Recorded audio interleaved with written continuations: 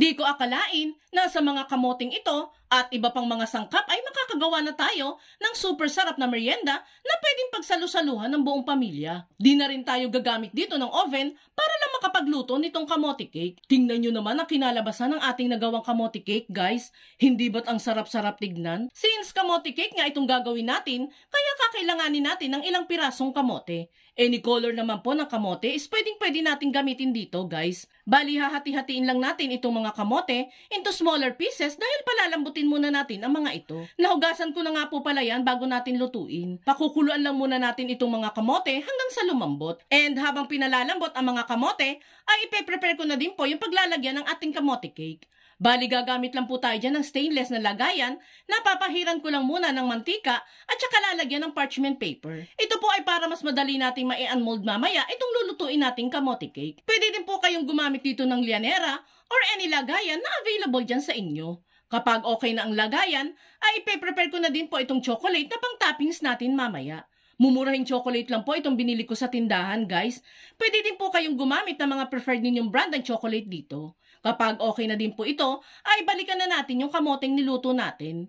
Dito, guys, lumambot na yung mga kamoteng niluto natin. Binalatan ko na din po pala yan, since madali lang namang matanggal yung balat ng kamote dito. At this point ay pwede na natin yung ilagay dito sa ating blender. Pwede din po kayong gumamit dito ng food processor sa prosesong ito, guys. O di kaya naman po, ay mano-mano ninyong pinuhin itong kamote. Ilagay na din po pala natin dyan ang 2 pirasong itlog. Crack lang muna natin yan sa isang lagayan bago ihalo dito sa ating kamote. Ito po ay para maiwasan nating maihalo ang bugok na itlog dito sa ating mixture. Kapag okay na, ay saka ilagay ang itlog sa blender kasama ng kamote. Sunod din nating ilagay dyan ang isang lata ng evaporated milk. Ibuhos lang natin yan dito sa blender. And kapag okay na, ay saka takpan at i-blend ang mga ingredients dito. Mas mainam kasi, guys, na mapino nating maigi ang kamote para mas maging fine ang texture nito once na niluto na natin. Pagka-blend nga nito, ay pwede na natin itong isalin sa ating bowl. Sa puntong ito ay pwede na din nating ilagay ang iba pang mga sangkap. Maglalagay din po ako dyan ng kalahating lata lang ng ubi condensed milk. Sakto lang kasi na may tira pa kaming ubi condensed milk sa ref. Kaya yan na lang po ang gagamitin natin dito.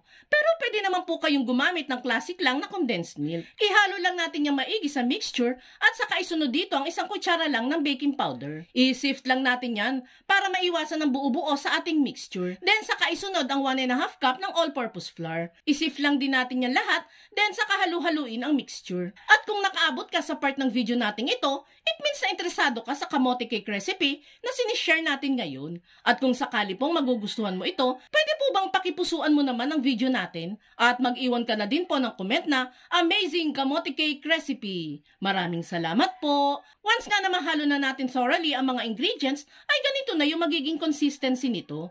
Pag ganyan na nga, ay pwede na natin yung isalin sa prepare nating lagayan kanina. Then saka natin yan ibagsak-bagsak para intact ang mixture natin hanggang sa gitna. And i-flatten natin ng maayos ang ibabaw para maganda ang magiging kalalabasan once na maluto na ito. Takpan din natin yan ng aluminum foil sa ibabaw para hindi matuluan ng tubig mamaya habang niluluto natin ito. At this point ay pwede na natin itong lutuin sa steamer. Nagpakulo na din po ako dyan ng tubig bago natin isalang itong ating kamote cake. Lulutuin lang natin yan ng eksaktong 1 oras sa medium heat hanggang sa bahagyang umalsa at maluto hanggang loob nitong kamote cake natin. Makalipas nga ang 1 oras ng pagluluto natin, ay pwede na nating i-check kung luto na nga ba ang ating kamote cake. And kapag hindi basang lumabas ang toothpick, ibig sabihin yan ay pwede na natin itong hanguin at palamigin. And there you have it, guys. Ready to serve na itong super sarap at super nakakabusog na kamote cake recipe natin.